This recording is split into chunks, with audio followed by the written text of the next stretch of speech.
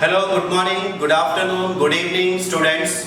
आज के इस लेक्चर में हम डिस्कस करेंगे कि फाइनल अकाउंट का सम किस तरीके से हमने सॉल्व करना चाहिए। उसको सॉल्व करने के लिए कौन सी किस तरीके से स्टेप्स को हमने फॉलो करना चाहिए। उससे पहले हम एक बार फिर से देख लेते हैं कि पार्टनरशिप फाइनल अकाउंट के अंदर में कौन से अकाउंट्स को हम लोग क्या करते हैं, प्रिपेयर करते हैं। आइए देखते हैं। सबसे पहले इसके अंदर में हम अकाउंट प्रिपेयर करते हैं जिसका नाम है ट्रेडिंग अकाउंट। क्या नाम है इसका? Trading account. उसके बाद हम जो सेकंड अकाउंट प्रिपेयर करते हैं उसका नाम है profit and loss account. Third जो हम अकाउंट प्रिपेयर करेंगे उसका नाम है पार्टनर्स कैपिटल अकाउंट। जैसा कि फर्स्ट लेक्चर में मैंने आपको बताया था कि यहाँ पर हम कभी पार्टनर्स कैपिटल अकाउंट प्रिपेयर करेंगे और कभी यहाँ पे करंट अकाउंट प्रिपेयर करेंगे। ठीक है, उसके बाद हम बात करते हैं, उसके बाद हम लास्ट में प्रिपेयर करेंगे जो अकाउंट नहीं होगा वो क्या होगा? बैलेंस शीट होगी, जिसे हम स्टेटमेंट कहते हैं। ओके, सबसे पहले इसका फॉर्मेट कुछ इस तरीके से होना चाहिए कि सबसे स्टार्टिंग में आना चाहिए इन द बुक्स ऑफ।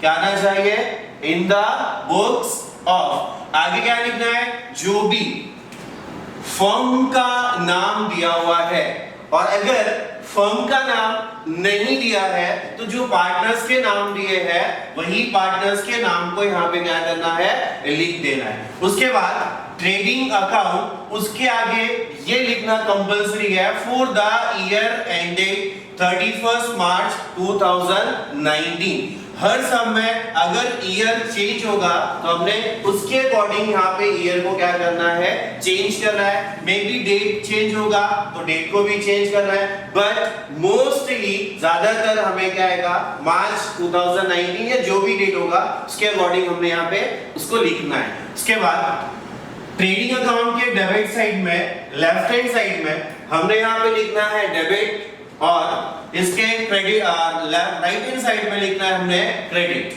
अब ये जो सारी चीजें हैं ये है फॉर्मेट। इस पर एग्जाम में मार्क्स नहीं होता है, लेकिन अगर स्टूडेंट्स ये सारी चीजें नहीं लिखेंगे तो उसके मार्क्स कट जाते हैं। अब देखो, जिस चीज के ऊपर मार्क्स नहीं है उसको अगर हम नहीं लिखेंगे तो मार्क्स कट जाएंगे। तो हमने क्या करना है? उस चीज को लिखना है, उसे छोड़ना नहीं है, क्योंकि हमें फोकट में हमारे मार्क्स गंवाने नहीं है। क्योंकि ये ऐसी चीजें हैं जिसके ऊपर मार्क्स तो नहीं होते, लेकिन अगर हम नहीं लिखते हैं फिर भी मार्क्स कट जाते हैं। जैसे कि एग्जाम के अंदर में अगर हमें सम के अंदर में आउट ऑफ 15 मार्क्स मिलते हैं, अगर पूरे 15 मार्क्स मिलते हैं, मतलब ट्रेडिंग अकाउंट मैंने बराबरली प्रिपेयर किया और उसके साथ profit and loss account prepare किया, कैपिटल अकाउंट भी प्रिपेयर किया, बैलेंस शीट निकाले इसके, एंड बैलेंस शीट भी सही तरीके से प्रिपेयर किया और सही तरीके से इसका टैली हो गया, सारी एडजस्टमेंट मैंने सही तरीके से इसको सॉल्व किया।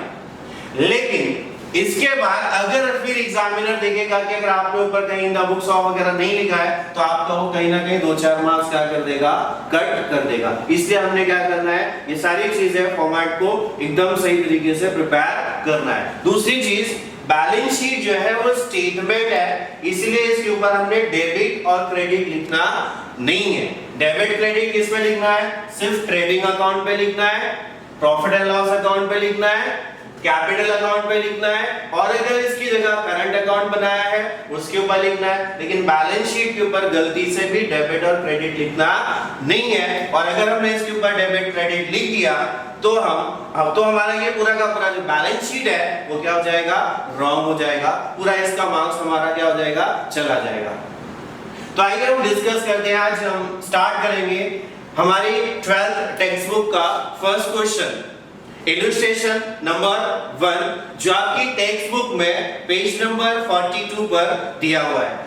अभी न्यू सिलेबस आया है, सिलेबस में चेंज आने की वजह से हमारे पास हार्ड कॉपीज तो नहीं है, लेकिन पीडीएफ कॉपीज मैंने आपके ग्रुप में सेंड करके दी है, सेंड कर दिया है। उस में से आप सम क्या करोगे?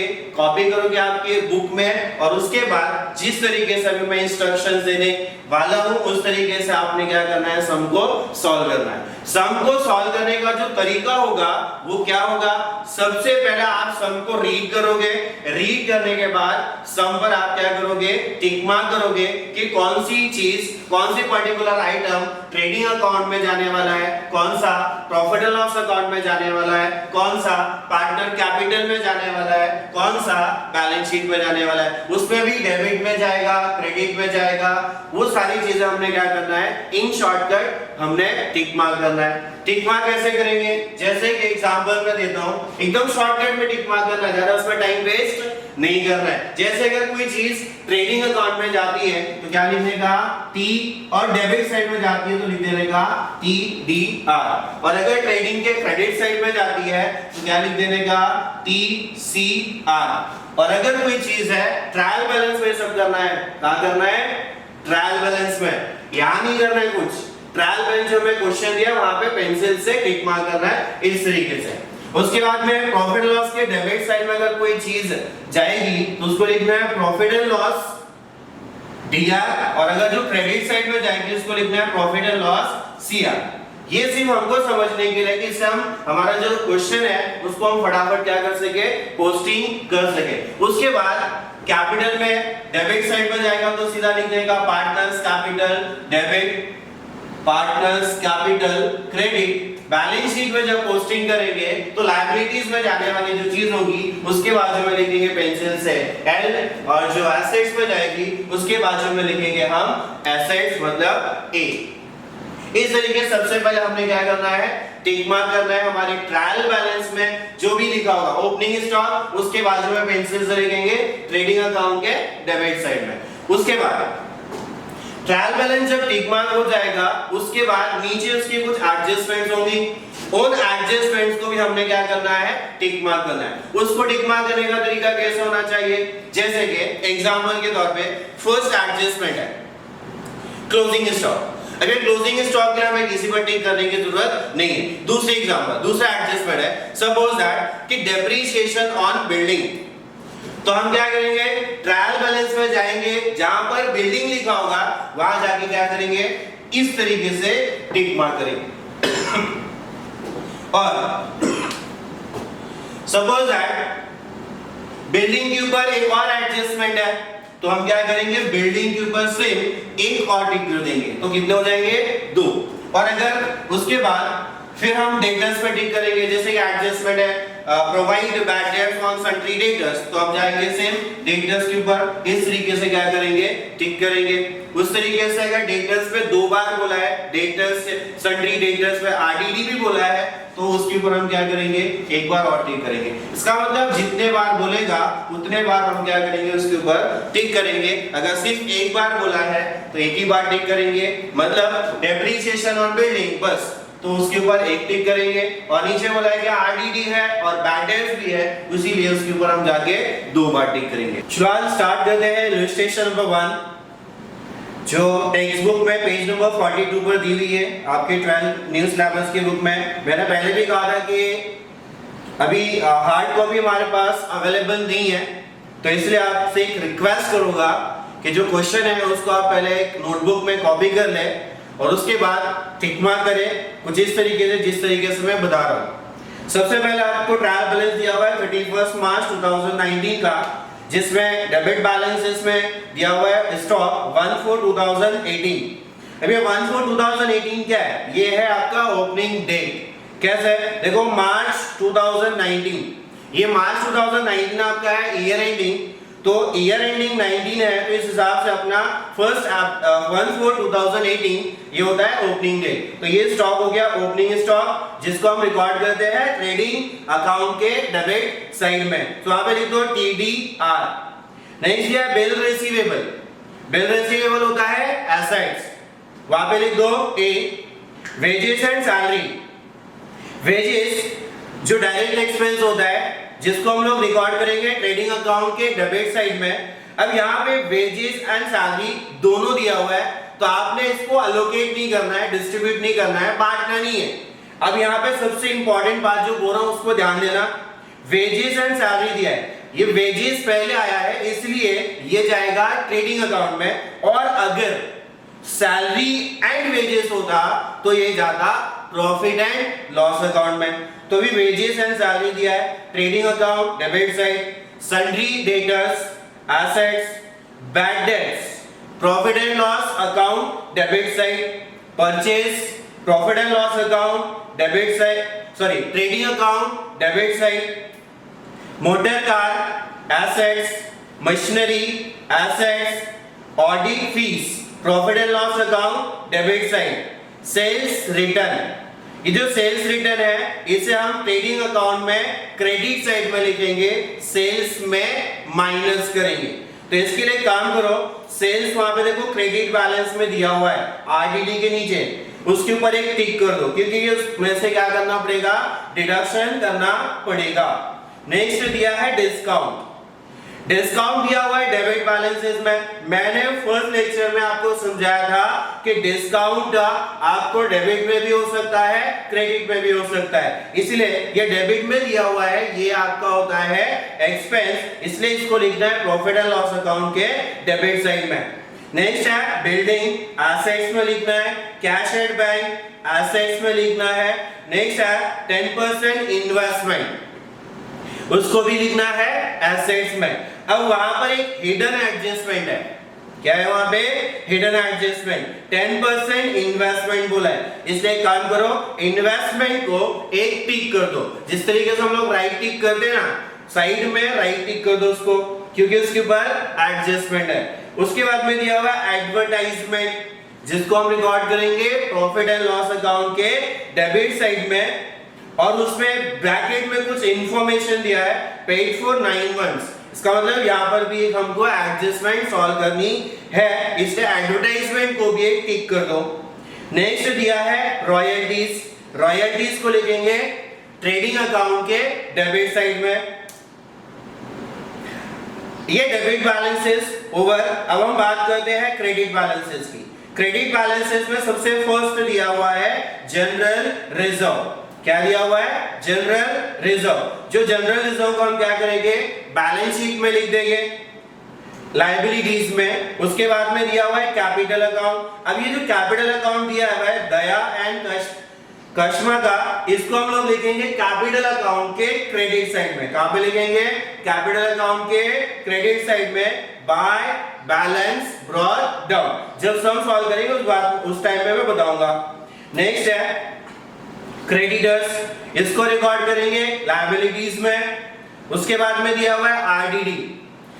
देखो कभी भी क्रेडिट बैलेंसेस के अंदर में आरडीडी अगर दिया हुआ है उसे हम कहते हैं old RDD.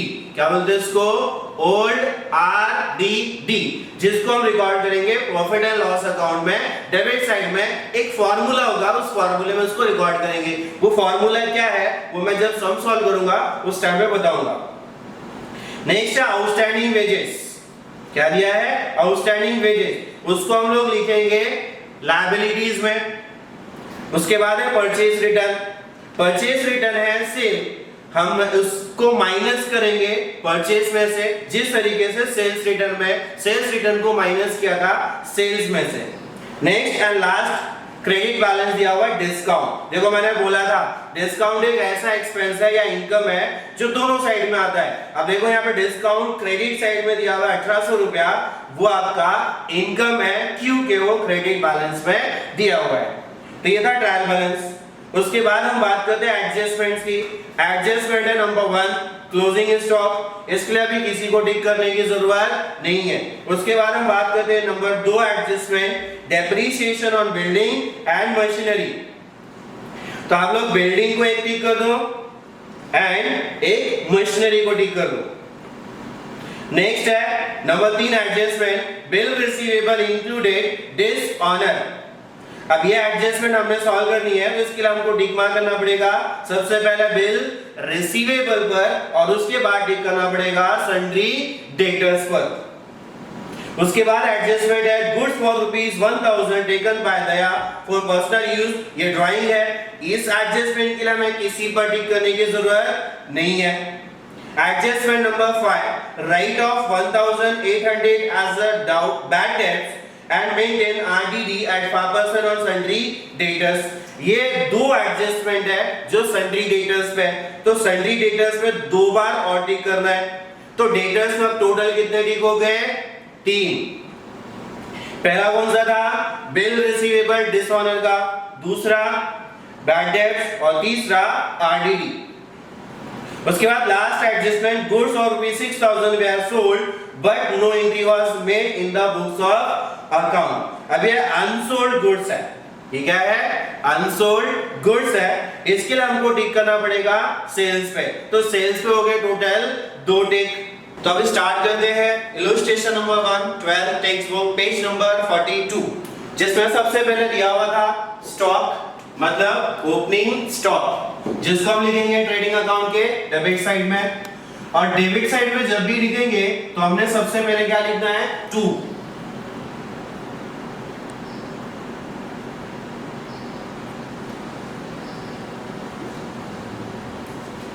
And opening stock amount लिया है 65,000। उसके बाद बिल रिसीवेबल, बिल रिसीवेबल लिखेंगे एसेट्स में।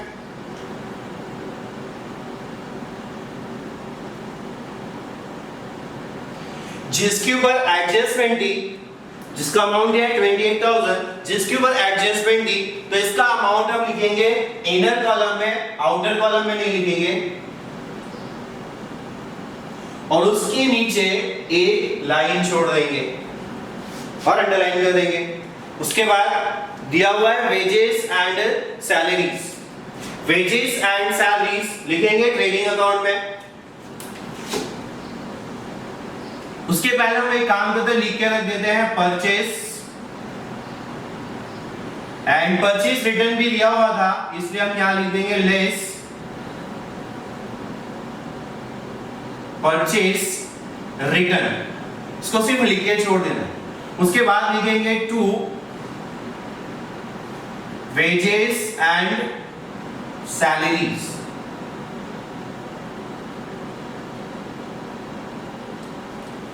वेजेस एंड सैलरीज दिया हुआ है 9,000, जिसके ऊपर कोई एडजस्टमेंट नहीं है, इसको हम डायरेक्टली आउटर कॉलम में लिख देंगे। उसके बाद में दिया गया सन्ड्री डेटर्स, सन्ड्री डेटर्स को हम लिखेंगे एसेट्स में।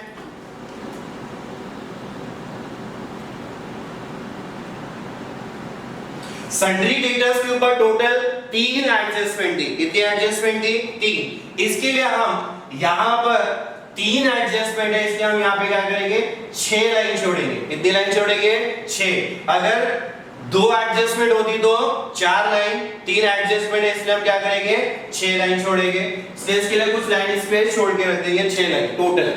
नेक्स्ट दिया है बैड डेट्स, बैड डेट्स को लिखेंगे प्रॉफिट एंड लॉस अकाउंट के डेबिट साइड में।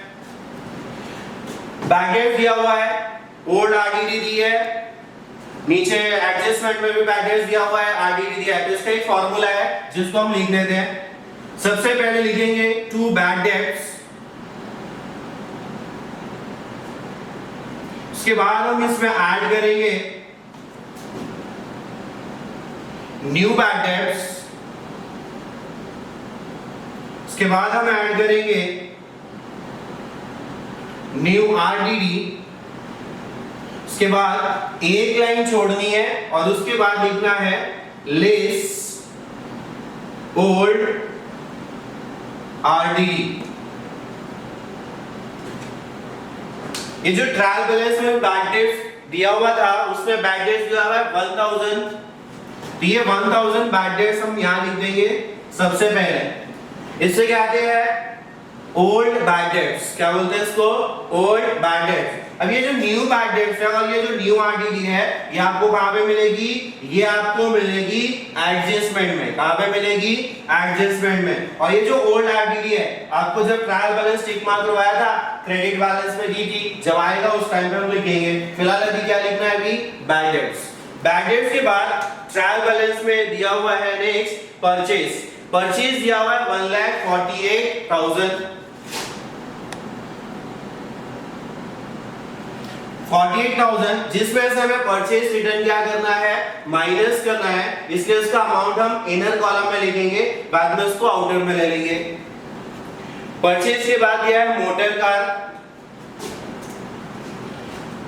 मोटर कार हम लिखेंगे एसेट्स में। सन्ड्री डेटर्स में 3 एडजस्टमेंट है, इसलिए यहाँ पे 6 लाइन छोड़नी है, उसके बाद लिखेंगे मोटर कार।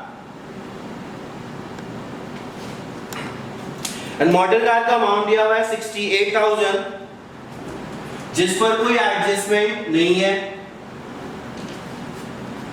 उसके बाद दिया हुआ है मशीनरी।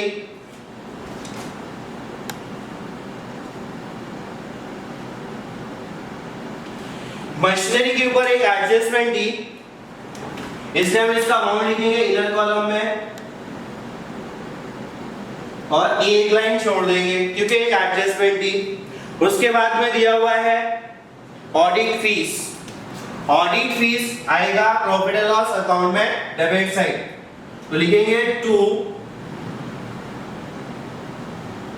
ऑडिट फीस, जिसका अमाउंट दिया है 1,200। नेक्स्ट, उसके बाद सेल्स रिटर्न। सेल्स रिटर्न क्या करना है, सेल्स में माइनस करना है और सेल्स का आएगा ट्रेडिंग अकाउंट के क्रेडिट साइड में। तो सबसे पहले हम लिखेंगे यहाँ पे by sales less sales return. Sales return का अमाउंट आया है फिलहाल, जो अमाउंट दिया हुआ है 2000, इसको हम इनर कॉलम में 2000 लिख देंगे। उसके बाद दिया हुआ है डिस्काउंट, ये डेबिट साइड में दिया हुआ है, इसलिए ये आएगा डेबिट साइड में टू डिस्काउंट।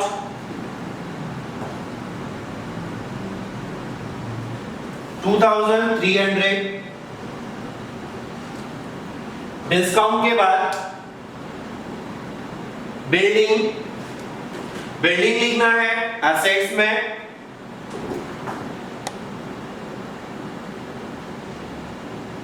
बिल्डिंग के ऊपर एक एडजस्टमेंट था जिसका अमाउंट दिया हुआ है 75,000, तो इसका जो अमाउंट है वो लिखेंगे हम इनर कॉलम में। इसके बाद दिया हुआ है cash at bank. Cash at bank को हम लिखेंगे बैलेंस शीट में।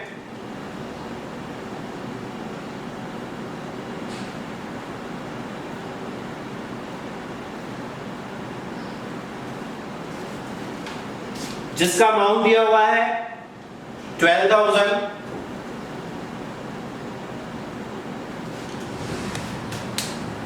उसके बाद नेक्स्ट 10% इन्वेस्टमेंट। 10% इन्वेस्टमेंट लिखेंगे एसेट्स में, जिसके ऊपर एक एडजस्टमेंट है, तो उसको हम लिख देंगे इनर कॉलम में,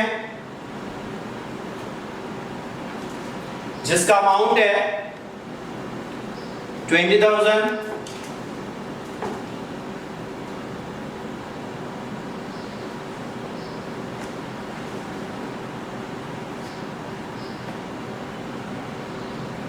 इस एडजस्टमेंट को हम अभी सॉल्व कर लेते हैं। 10% इन्वेस्टमेंट है 20,000। 10% इन्वेस्टमेंट है, इसका मतलब ये जो इन्वेस्टमेंट किया है उसके ऊपर हमें 10% क्या मिलेगा, इंटरेस्ट मिलेगा। क्या मिलेगा, इंटरेस्ट। इसके लिए यहाँ पे कोई एक इंफॉर्मेशन नहीं दिया है कि ये इन्वेस्टमेंट परचेज कब किया था, इसलिए हम क्या करेंगे, इसके ऊपर पूरे 1 ईयर का इंटरेस्ट कैलकुलेट करेंगे। कितना आएगा, 10% 20,000 पे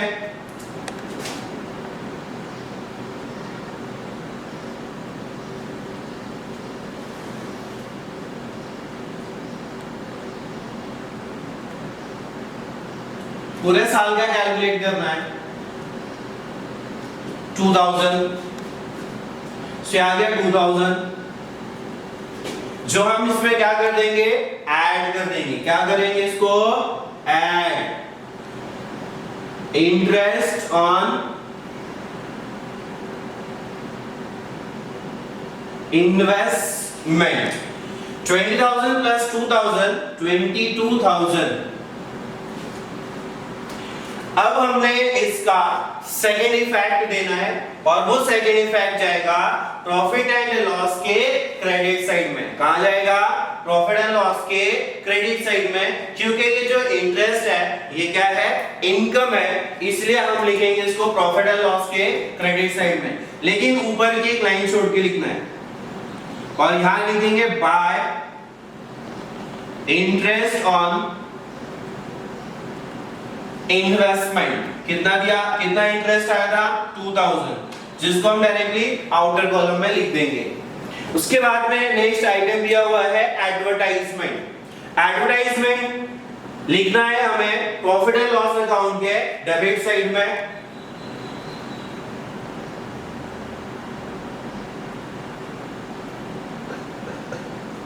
और इसके ऊपर भी एडजस्टमेंट दिया था, 9 मंथ्स का एडवर्टाइजमेंट है ये।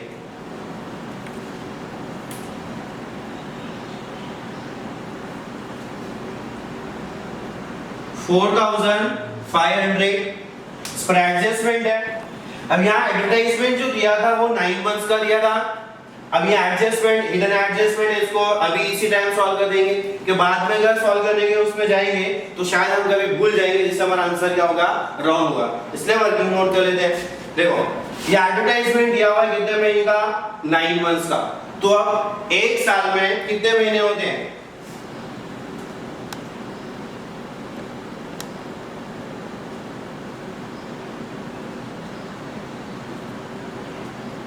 वन ईयर में कितने महीने होते हैं? 12 मंथ्स। कितने महीने होते हैं? 12 मंथ्स। और ये जो एडवर्टाइजमेंट दिया हुआ है वो कितने महीने का दिया हुआ है? 9 मंथ्स का दिया हुआ है। कितने महीने का दिया हुआ है? 9 मंथ्स का। हम लोग अकाउंट कब, कितने साल में, पीरियड कौन से पीरियड का बना रहे हैं? पूरे 1 ईयर का बना रहे हैं, जिसके ऊपर देखो हमने लिखा था फॉर द ईयर एंडिंग 31 मार्च 2019। मतलब हम ये जो अकाउंट प्रिपेयर कर रहे हैं ये 1 ईयर का प्रिपेयर कर रहे हैं। और यहाँ पर एडवर्टाइजमेंट का जो एक्सपेंस है वो पेड किया है एक्चुअली 9 मंथ्स का। इसका मतलब जो 3 मंथ्स का बाद वो है अमाउंट, वो क्या है? आउटस्टैंडिंग है। क्या है वो? आउटस्टैंडिंग है। तो उसको हम कैलकुलेट करेंगे कि 3 महीने का आउटस्टैंडिंग कितना आएगा। इसको कैलकुलेट करने का एकदम सिंपल तरीका है। आपका जो अमाउंट दिया हुआ है 4500, ये 4500 जो अमाउंट दिया हुआ है आपको कितने महीने का कैलकुलेट करने का है? 3 मंथ्स का। इसलिए इसको आप क्या करोगे? इनटू 3 करोगे और डिवाइड बाय 12 करोगे। बराबर है? सो इसका आंसर आएगा 3 1s and 3 4s, 4 1s and 4 1s। Again आएगा 4 1s, यहाँ पे एक बचा बाजू में आ जाएगा, 4 2s 8 एंड 2 बचा इधर बाजू में आ गया 20, 4 5s 20। सो हमारा जो 3 मंथ्स का एडवर्टाइजमेंट आता है वो आता है 1125। अब ये 1125 ये क्या है? ये आपका आउटस्टैंडिंग एडवर्टाइजमेंट एक्सपेंस है। क्या है ये आपका? आउटस्टैंडिंग एडवर्टाइजमेंट एक्सपेंस है, जिसको हम क्या करेंगे? ऐड करेंगे एडवर्टाइजमेंट में। ऐड आउटस्टैंडिंग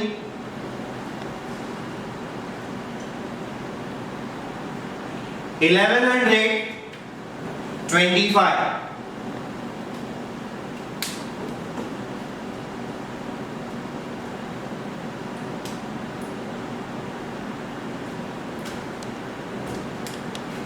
उसके बाद नेक्स्ट दिया हुआ है रॉयल्टीज। रॉयल्टीज हम लिखेंगे ट्रेडिंग अकाउंट के डेबिट साइड में, जिसके ऊपर कोई एडजस्टमेंट नहीं है, जिसका अमाउंट दिया हुआ है 3000। ये हो गया हमारा डेबिट साइड का पोस्टिंग। अब हम पोस्टिंग करेंगे क्रेडिट बैलेंसेस की। क्रेडिट बैलेंसेस में सबसे फर्स्ट दिया है जनरल रिजर्व। क्या दिया है? General reserve. जनरल रिजर्व को हम क्या करेंगे? लायबिलिटीज में लिखेंगे। इसके अंदर स्टार्टिंग में लायबिलिटीज में ऊपर की 4-5 लाइन छोड़ के उसके बाद हम इसकी पोस्टिंग करेंगे। जनरल रिजर्व दिया हुआ है 14,500। इसके बाद दिया हुआ है कैपिटल अकाउंट्स। कैपिटल में पार्टनर्स कैपिटल अकाउंट दिया है 1,60,000 और 1,20,000। ये कैपिटल अकाउंट को हम कैपिटल अकाउंट में पोस्टिंग करेंगे क्रेडिट साइड में। कहां पे करेंगे? क्रेडिट साइड में। किस तरीके से करेंगे? By balance brought down. क्या लिखेंगे वहां पे? By balance brought down. Partner का दिया हुआ है 1,60,000, इसका दिया है 1,80,000। ऊपर यहां पार्टनर्स के नाम लिखने हैं। ये हो गया कैपिटल बैलेंस का पोस्टिंग। उसके बाद हम बात करते हैं सन्ड्री क्रेडिटर्स। सन्ड्री क्रेडिटर्स लिखेंगे लायबिलिटीज में।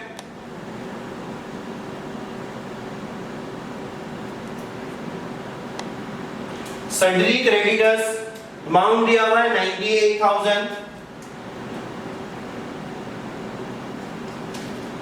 इसके बाद दिया हुआ है आरडीडी। आरडीडी दिया हुआ है ट्रायल बैलेंस में। इसे हम बोलते हैं ओल्ड आरडीडी। और ओल्ड आरडीडी कहां लिखनी है? हमने एक प्रॉफिट एंड लॉस अकाउंट के अंदर में एक फॉर्मूला लिखा था जहां पे हमने bad debts at new bad debts at new RDD less old RDD लिखा था, जिसका अमाउंट दिया हुआ है 1,800। इसका अमाउंट इसके सामने भी फिलहाल लिख देना है, बाकी का भी देखते हैं आगे एडजस्टमेंट में अमाउंट दिए होंगे। नेक्स्ट सेल्स 2,85,500, जिसे हम ट्रेडिंग अकाउंट में लिखेंगे। हमने ऑलरेडी सेल्स लिख के रखा हुआ था, सिर्फ अमाउंट लिखना था। अब एक काम करते हैं, इसको अमाउंट को माइनस नहीं करेंगे, इसके ऊपर एक एडजस्टमेंट और है, माइनस करके नीचे ले लेंगे, इसको आउटर कॉलम में नहीं लिखेंगे।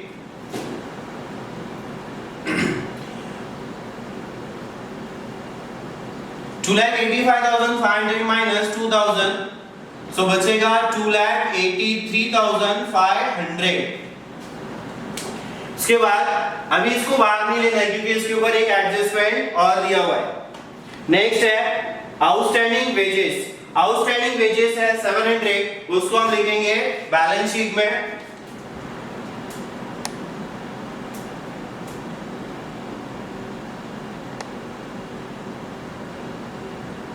लायबिलिटीज में 700। नेक्स्ट है परचेज रिटर्न।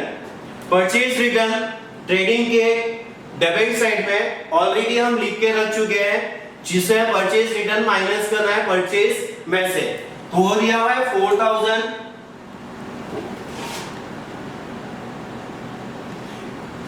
इसको माइनस करेंगे 1,48,000 माइनस 4,000, बाहर आएगा 1,44,000। इसके बाद दिया हुआ है लास्ट डिस्काउंट। डिस्काउंट लिखेंगे प्रॉफिट एंड लॉस के क्रेडिट साइड में।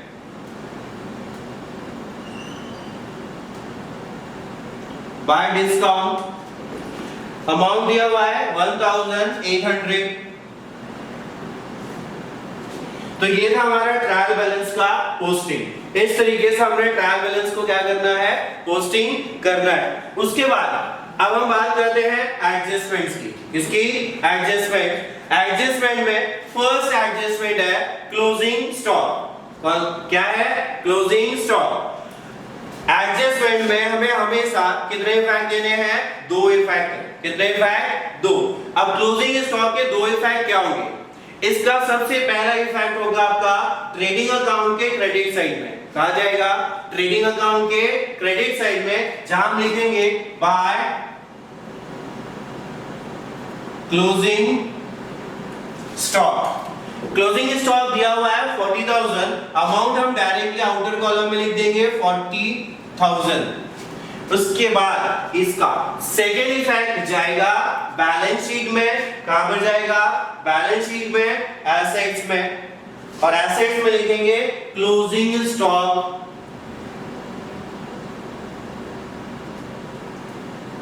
आउटर कॉलम में 40,000।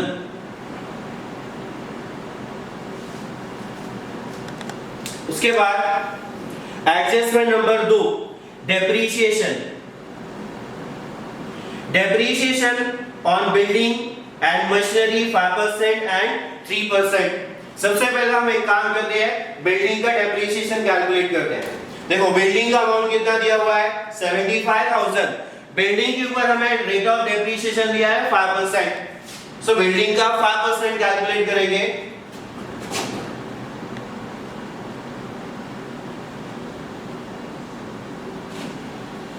$75,000 into 5%, 500, 500, 5 5s are 25 and 5 7s are 35 plus 2,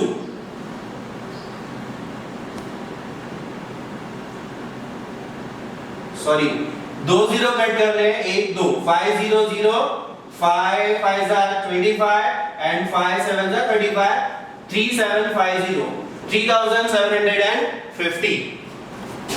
से डेप्रीशिएशन है इस बिल्डिंग का, तो क्या करेंगे, इसको हम माइनस करेंगे इसमें बिल्डिंग में से।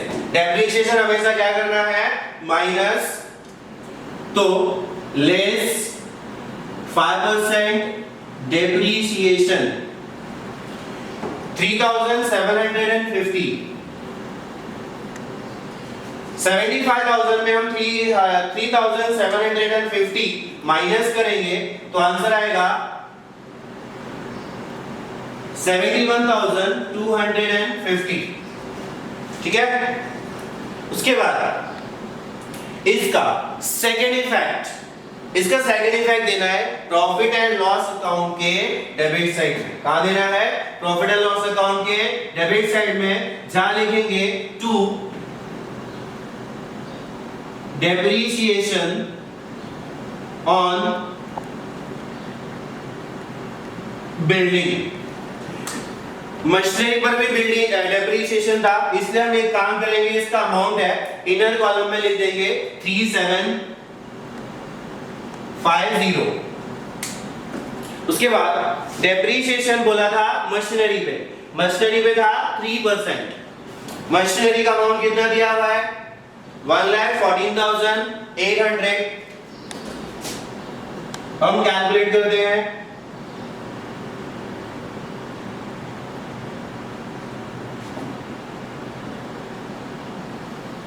$1,14,800 पे 3%, नीचे 2 0 कैंसिल, ऊपर 2 0 कैंसिल। अब इसको से मल्टीप्लाई कर देंगे, 3 8 जा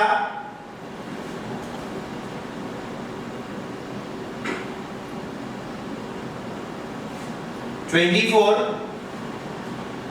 3 4 जा प्लस 2, 3 4 जा 12 प्लस 2 14, कैरी किया 1, 3 1 जा 3 प्लस 1 4 एंड 3 1 जा 3, 3 3 4 4 3 ट्रिपल 4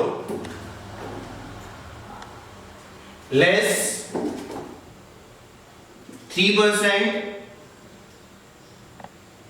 डेप्रीशिएशन 34444। अब माइनस करेंगे, 0 में से 4 गया 6, ऊपर 0 था तो यहां से कैरी किया था, तो यहां पे वापस देंगे तो नीचे हो जाएगा 5, फिर से हो गया 10, 10 में से 5 गया 5, ऊपर दिया नीचे दे देंगे, इधर है 8, 8 में से 5 गया 3, ऊपर 4 है 4 में से 3 गया 1 नीचे कैरी हो जाएगा, 1 नीचे कैरी हो जाएगा। उसके बाद इसका सेकंड इफेक्ट, इसका सेकंड इफेक्ट देना है प्रॉफिट एंड लॉस के डेबिट साइड में। जहां पे हमने डेप्रीशिएशन ऑन बिल्डिंग लिखा था उसके आगे नीचे लिख देंगे ऑन मशीनरी, जिसका डेप्रीशिएशन आएगा 3,444। अब दोनों को ऐड कर लेंगे और दोनों को बाहर निकाल देंगे। 0 + 4 4, 5 + 4 9, 7 + 4 11, कैरी किया 3 + 3 6 + 1 7, तो 7194। उसके बाद हम बात करते हैं next adjustment, bill receivable dishonour. Bill receivable dishonour क्या करेंगे, जो बिल रिसीवेबल है वो क्या हो गया, डिसऑनर हो गया। मतलब जिसको भी पैसा, जिससे भी पैसा लेना था उस बंदे ने क्या किया, पेमेंट नहीं किया, तो उसने 3000 का बिल डिसऑनर कर दिया। तो हम क्या करेंगे, सबसे पहले इसको हम माइनस करेंगे, बिल डिसऑनर 3000, सो 28,000 में 3000 माइनस करेंगे तो बाहर आ जाएगा 25,000। अब क्या करना है, बिल रिसीवेबल डिसऑनर हुआ, इसको बिल रिसीवेबल में माइनस करना है और सन्ड्री डेटर्स में प्लस करना है। Add bill receivable dishonour, amount दिया हुआ है 3000।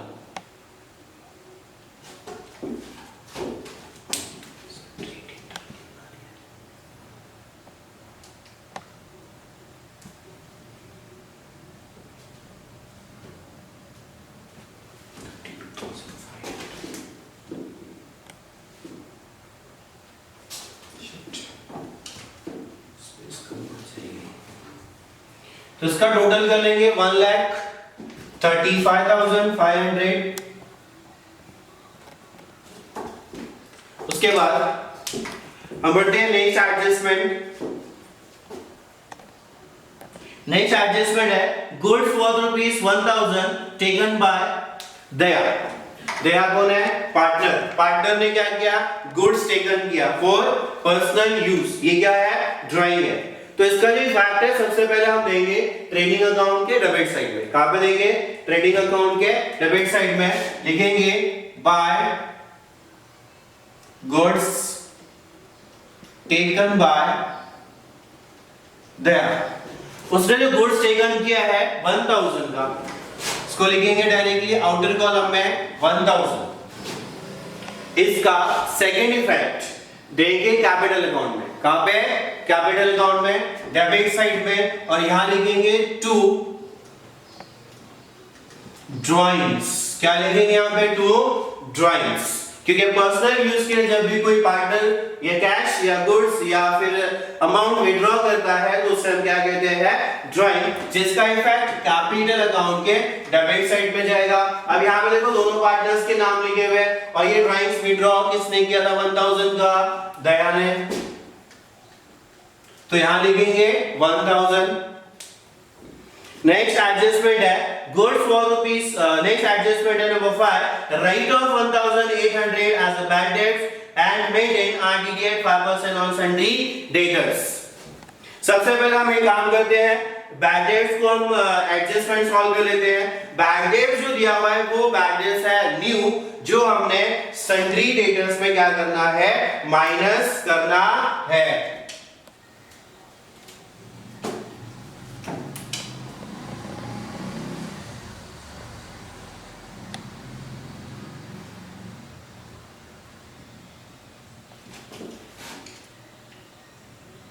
Less bad debts. Bad debts दिया था 1800।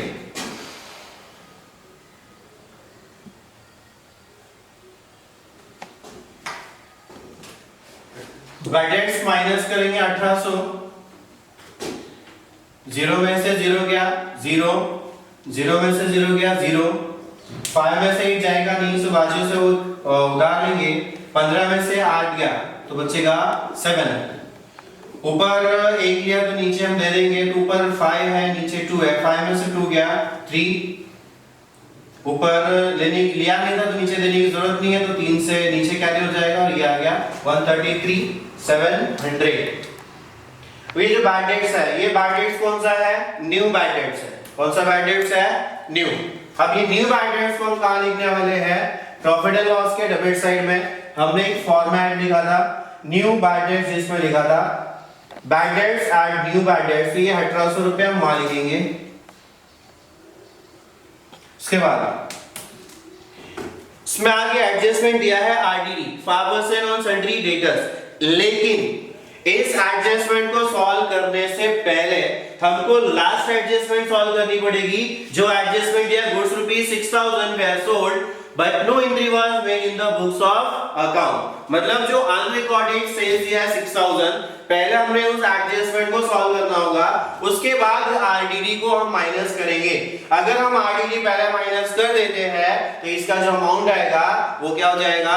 रॉन्ग हो जाएगा। इसलिए हम सबसे पहले एडजस्टमेंट नंबर 6 अनरिकॉर्डेड सेल्स का एडजस्टमेंट सॉल्व करेंगे। अनरिकॉर्डेड सेल्स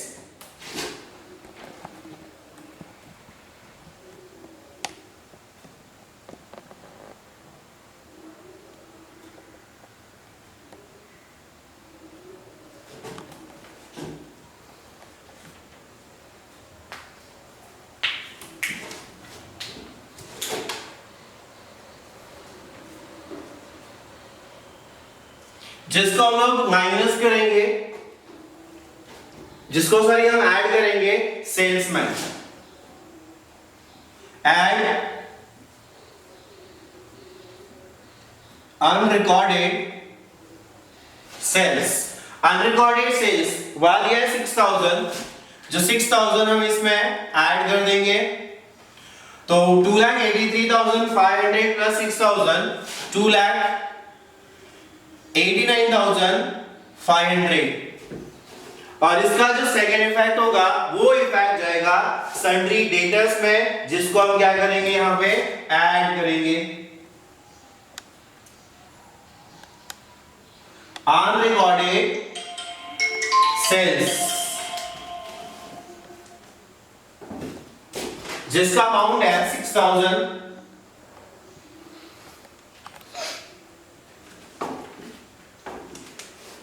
सो 1,33,700 प्लस 6000 टोटल हो जाएगा 1,39,700। अब हम माइनस करेंगे 5% RDD, 5% RDD on sundry debtors, so less ये जो आरडीडी है इसको हम न्यू आरडीडी कहते हैं। क्या बोलते हैं इसको? New RDD. अब जो आरडीडी कैलकुलेट करेंगे 5%, वो किस पे कैलकुलेट होगा? सन्ड्री डेटर्स पे कैलकुलेट नहीं होगा। किस पे होगा? जो अमाउंट अभी आया है 1,39,700 उस पे कैलकुलेट होगा।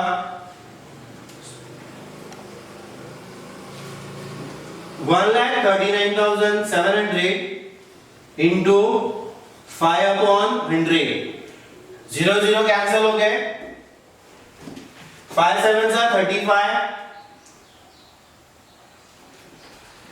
5 9 45 प्लस 3 48, कैरी किया 4, 5 3 15 प्लस 4 19, इधर आ गया 1, 5 1 5 प्लस 1 6, 6,985।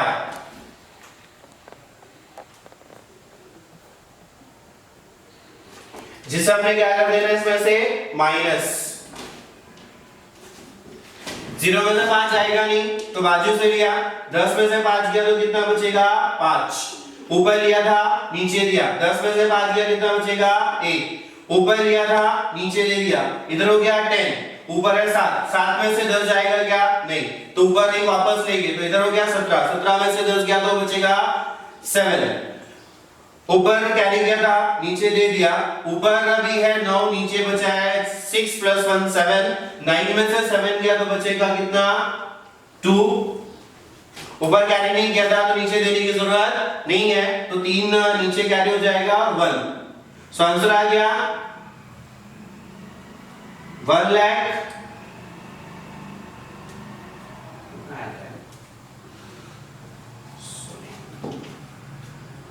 5, 10 में से 9 गया 1,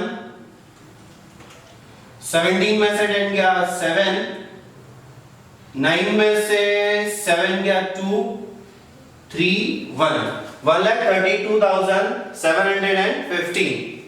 ये आ गया हमारा डेटर्स का अमाउंट 12। इसके बाद अब इसका जो सेकंड इफेक्ट देना है वो जाएगा हमारा कहां पे, प्रॉफिट एंड लॉस अकाउंट के डेबिट साइड में, जहां पे हमने ऑलरेडी न्यू आरडीडी लिख के रखा हुआ है, जहां पे हम लिखेंगे 6985। जो हमारा आरडीडी का अमाउंट आया 6985, इसको यहां लिखेंगे। अब ये तीनों का क्या करेंगे, हम टोटल करेंगे। 0 प्लस 5 5, 8, 9 प्लस 8 17, 17 प्लस 0 उसका आ गया 7, कैरी किया 1, 6 plus 1 7, plus 1 8 and plus 1 9, total आ गया 9785। अब हम क्या करेंगे, ये जो ओल्ड आरडीडी है 9785 में माइनस करेंगे। तो माइनस करेंगे तो इसको अब डायरेक्ट बाहर लिख देंगे। 5 में से 0 गया तो 5, 8 में से 0 गया तो 8, 7 में से 8 गया तो जाता है क्या, नहीं जाएगा, तो बाजू वाले से लिया 17, 17 में से 8 गया, कितना बचेगा 9।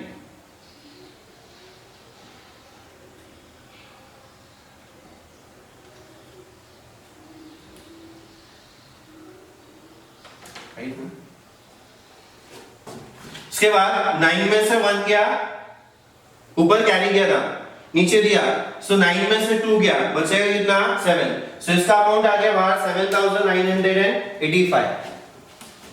इसके बाद ये थी हमारी सारी एडजस्टमेंट्स जिनको हमने क्या किया, सॉल्व कर दिया।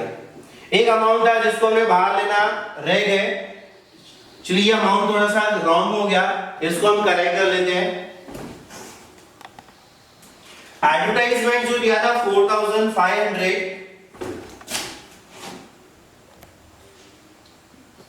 हमको कैलकुलेट करना है 3 मंथ्स का, लेकिन वो जो दिया हुआ था वो 9 मंथ्स का दिया हुआ था, तो इसको हम यहाँ पे 9 से डिवाइड करेंगे।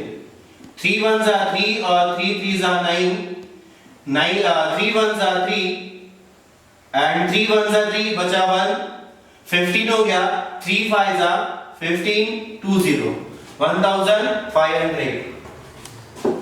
इसको हम यहाँ पे ऐड कर लेंगे,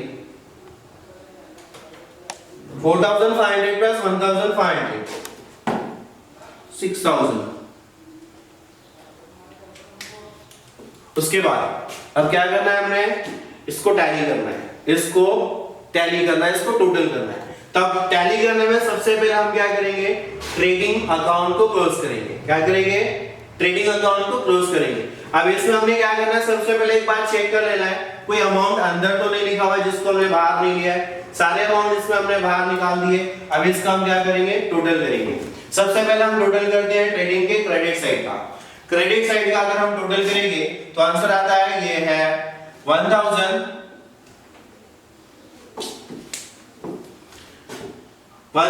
प्लस किया 2,89,000 में तो हो गया 2,90,500, 290,500 प्लस 40,000, कितना हो गया टोटल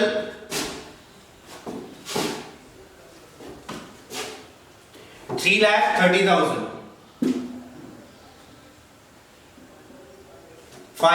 कितना आ गया इसका टोटल 3,30,500। अब हम इसका टोटल करते हैं, 65,000 प्लस 1,44,000 प्लस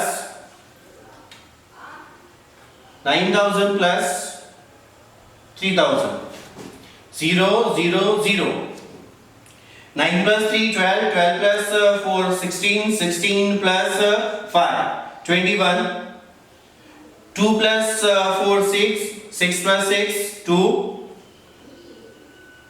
6 plus 6 12, 12 का आ गया 2, 1 कैरी किया, 1 plus 1 2, 2,21,000। इसका टोटल आ रहा है 2,21,000 और इसका टोटल आ रहा है 3,30,500। अब ये दोनों में से टोटल में ज्यादा कौन सा टोटल है, ये वाला टोटल ज्यादा है, 3,30,500। सो हमने क्या करना है, यहाँ पे 2,21,000 नहीं लिखना है, यहाँ पे हमें कितना लिखना है 3,30,500। जो दोनों साइड में ज्यादा आता है उसी को हमने यहाँ पे टोटल में लिखना है। अब क्या करेंगे सर, इसका टोटल तो बराबर नहीं आ रहा ना इतना, फिर यहाँ पे ये कैसे आ गया? अब यहाँ पे हम इसका डिफरेंस निकालेंगे। वो डिफरेंस कितना आएगा? 3,30,500 में हम माइनस करेंगे 2,21,000 को, तो डिफरेंस देखते कितना आता है। 0 में से 0 गया, 0 में से 0 गया, 5 में से 0 गया तो 5, ऊपर है 0 नीचे 1, 0 में से 1 जाएगा नहीं, बाजू से लिया हो गया 10, 10 में से 1 गया बचा कितना? 9। ऊपर लिया था नीचे इसको वापस कर दिया, 3 है ऊपर, नीचे भी 3 हो गया, 3 में से 3 गया कितना हो गया? 0। ऊपर लिया नहीं था, नीचे देने की जरूरत नहीं है, 3 में से 2 गया बचा कितना? 1। सो आंसर आ गया डिफरेंस 1,09,500। कितना आ गया आंसर? 1,09,500। अब ये जो डिफरेंस आया है, इस डिफरेंस को हमने क्या करना है? उस साइड में लिखना है जिस साइड का टोटल कम आया था। कहां पे लिखना है इसको? जिस साइड का टोटल कम आया। कौन सा? सो 1,09,500 ये आ गया अपना बैलेंस डिफरेंस। इसको हम लिख देंगे यहां पे। अब ये जो 1,09,500 ये बैलेंस आया, डिफरेंस आया, इसको क्या बोलेंगे? इसको बोलते हैं ग्रॉस प्रॉफिट। क्या बोलते हैं इसको? Gross profit. इसको हम यहां लिखेंगे 2 ग्रॉस प्रॉफिट। अभी ग्रॉस प्रॉफिट जो है, इस ग्रॉस प्रॉफिट को हम क्या करेंगे? प्रॉफिट एंड लॉस अकाउंट में ट्रांसफर कर देंगे। क्या करेंगे? प्रॉफिट एंड लॉस अकाउंट में ट्रांसफर करेंगे। कहां पर? अपोजिट साइड में। कहां पर करेंगे? अपोजिट साइड में। अपोजिट साइड मतलब क्रेडिट साइड में। और यहाँ पे जो स्टार्टिंग में हमने एक लाइन छोड़ी थी वो इसी ग्रॉस प्रॉफिट के लिए छोड़ी थी, और यहाँ आके लिखेंगे ग्रॉस प्रॉफिट। कितना आएगा? 1,09,500। अब क्या करना है? अब हमने प्रॉफिट एंड लॉस अकाउंट को क्लोज करना है। प्रॉफिट एंड लॉस अकाउंट को क्लोज करने के लिए हमको क्या करना पड़ेगा? सबसे पहले इसका टोटल करना पड़ेगा। चलो हम सबसे पहले इसका टोटल करते हैं। 1,09,500 प्लस 2,000 प्लस 1,800,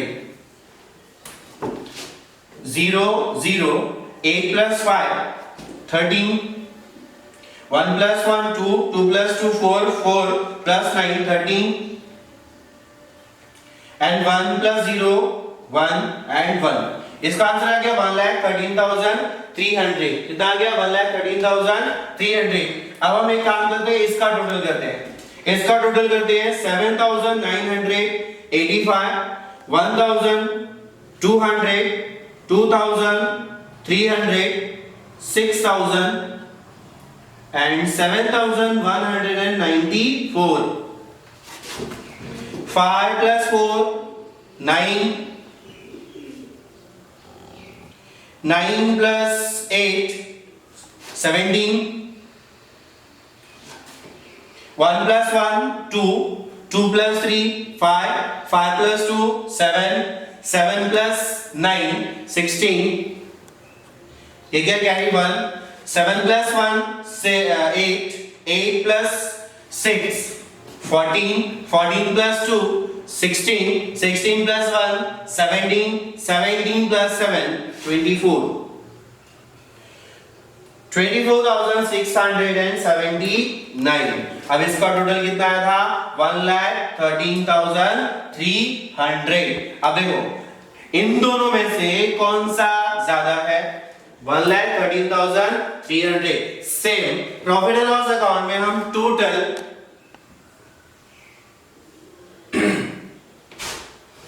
1,13,300 लिखेंगे और यहाँ भी 1,13,300 लिखेंगे। अब फिर आप बोलोगे सर इसका टोटल इतना आता नहीं है, फिर मैं बोलूंगा यस सही है। अब क्या करना पड़ेगा? डिफरेंस निकालना पड़ेगा। डिफरेंस निकालेंगे इसका 1,13,300 में से माइनस करेंगे 24,679। सुना आंसर निकालने, आंसर कितना आएगा? 0 में से 9 जाएगा क्या? नहीं जाएगा, तो बाजू से लिया हो गया 10, 10 में से 9 लिया कितना हो गया? 1, बाजू में लिया था तो नीचे यहाँ इसको दे दिया, ऊपर बचा है 0, नीचे है 7 + 1 8, 10 नहीं जाएगा तो हम बाजू में से एक लेंगे, हो गया 10, 10 में से 8 गया तो 2, ऊपर लिया था नीचे दे दिया, नीचे हो गया कितना 7, ऊपर कितना है 3, 3 में से 7 जाता है क्या, नहीं, बाजू से लिया कितना हो गया 13, 13 में से 7 गया, कितना बचेगा 6, ऊपर लिया नीचे दिया, नीचे कितना हो गया 5, 3 में से फिर से 5 जाएगा क्या, नहीं, बाजू से लिया कितना हो गया 13, 13 में से 5 गया, कितना बचेगा 8, ऊपर लिया नीचे दिया, नीचे कितना हो गया 3, अब 3 1 है ऊपर, 1 में से 3 जाता है क्या, नहीं, बाजू से लिया कितना हो गया 11, 11 में से 3 गया तो कितना बचेगा 8, ऊपर लिया था नीचे दे दिया,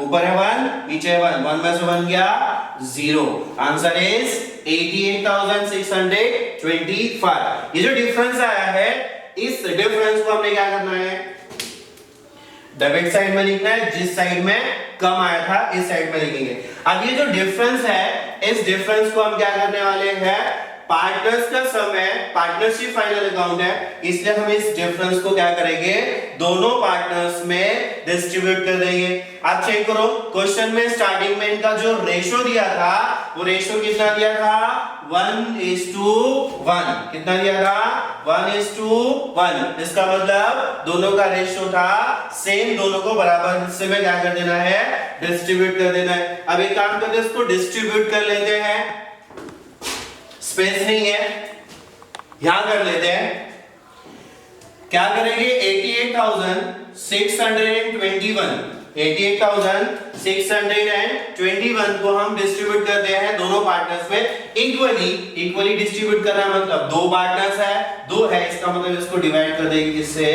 2 से, तो इसका आंसर आएगा 2 1 2, 2 4 8, 2 4 8, 2 3 6 and 2 1 2, बचा कितना 1, कट्टा नहीं है, पॉइंट लगा के 0 लिया, 2 5 10, कितना आंसर आ गया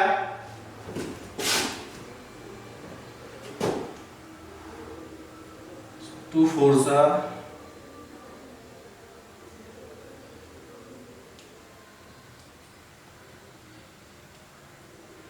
अरे 2 1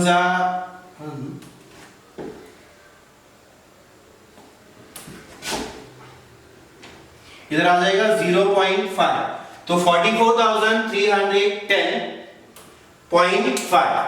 अब क्या करना है, ये आंसर को, ये जो अमाउंट आया है 88,625, इसको दोनों पार्टनर्स में डिस्ट्रीब्यूट कर देंगे। तो डिस्ट्रीब्यूट करने पर आंसर आया, यहाँ पे लिखना कैसे है, इस तरीके से 2, इस साइड में जो डिफरेंस आया है उसको बोलते हैं नेट प्रॉफिट, तो यहां लिखेंगे 2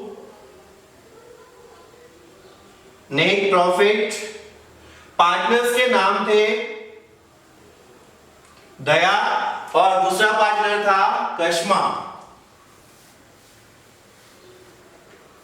इनका आंसर आएगा 44,310.5, 44,310.5, जिसको इनर कॉलम में लिखकर टोटल इसका 88,621, या इसको हम लोग यहाँ पे कुछ राउंड ऑफ भी कर सकते हैं, यहाँ पे हम 10 को 11 कर देंगे और यहाँ पे इसको 10 कर देंगे, तो इस तरीके से भी अगर हम लोगों ने लिखा तो भी चलेगा, पॉइंट को राउंड ऑफ करके। सो अब इनका जो प्रॉफिट है वो आ गया 44,311 और 310। अब ये जो अमाउंट है प्रॉफिट, इस प्रॉफिट को क्या करना है, अभी पार्टनर्स कैपिटल अकाउंट में ट्रांसफर करना है, सेम अपोजिट साइड में। कहां करना है, अपोजिट साइड में। अपोजिट साइड मतलब कौन सी साइड है, ये डेबिट, तो उसमें कौन से साइड में जाएगा, क्रेडिट, यस, तो वहां पे हम लिखेंगे क्रेडिट साइड में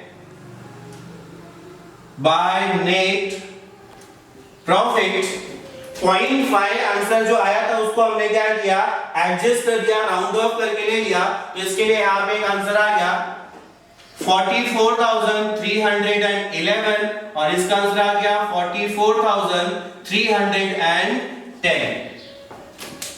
अब क्या करें,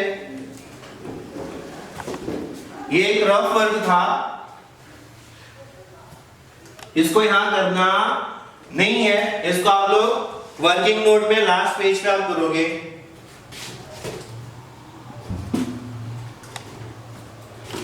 अब इसका टोटल करते हैं।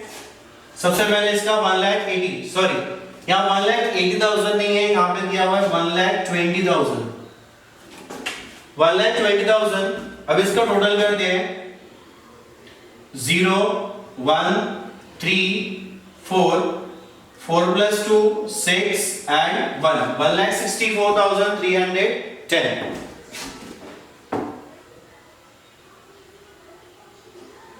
1,64,310। सो इसका बैलेंस आ जाएगा 1,64,310 और इसका जो टोटल आएगा वो आता है 1 1 3 4 6 plus 4 10 कैरी किया 1 6 plus 1 2 2,04,311 जिसको हम यहाँ लिख देंगे 2,04,311 माइनस करेंगे 1,000 तो आंसर आ जाएगा 2,03,311। ये जो बैलेंस आ गया ये अपना बैलेंस आ गया।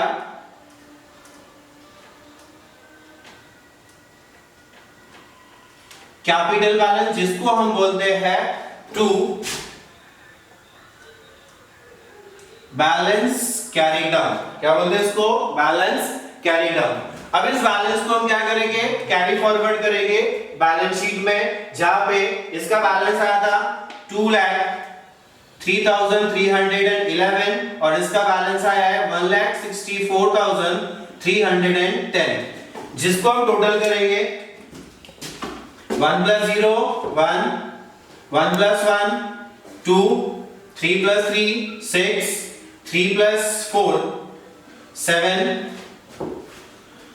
and 0 plus 6 6 3 plus 1 2 plus 1 3 3,67,621। अब हम इसका टोटल कर लेते हैं 3,67,621 प्लस 1,14,500 प्लस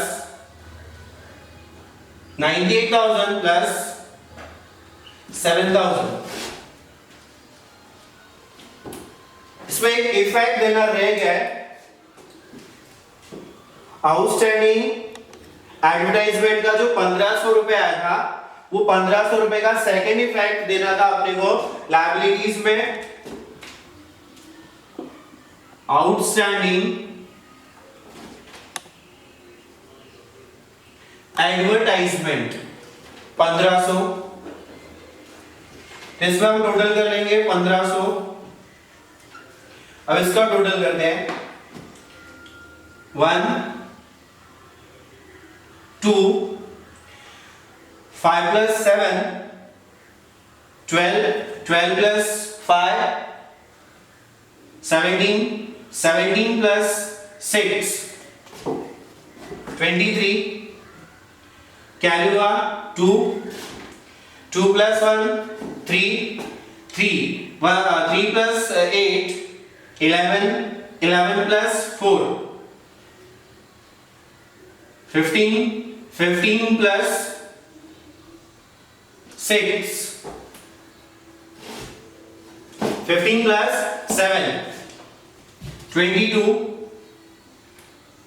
कैरी हो गया 2 2 plus 9 11 11 plus 1 12 12 plus 6 18 18 का यहाँ पे आएगा 8 कैरी किया 1 1 plus 3 4 सो आंसर आ गया 4,82,321।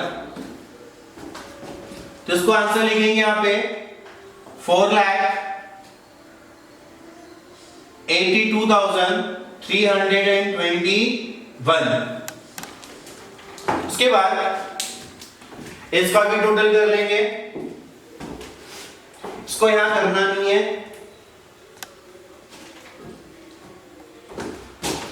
इसका टोटल कर लेंगे 25,000, 1,32,000, 715, 22,000, 68,000, 1,11,000, 356, 7,000, 71,250 and 12,000 and last 40,000. इसका टोटल कर लेते हैं, 6 plus 5 11, कैरी किया 1 plus 5 6, 6 plus 5 11, 11 plus 1 12, 12 ये आ गया 2, कैरी किया 1 plus 2 3, 3 plus 3 6, 6 plus 7 13, 13 का आ गया 3 और कैरी किया 1, 1 plus 2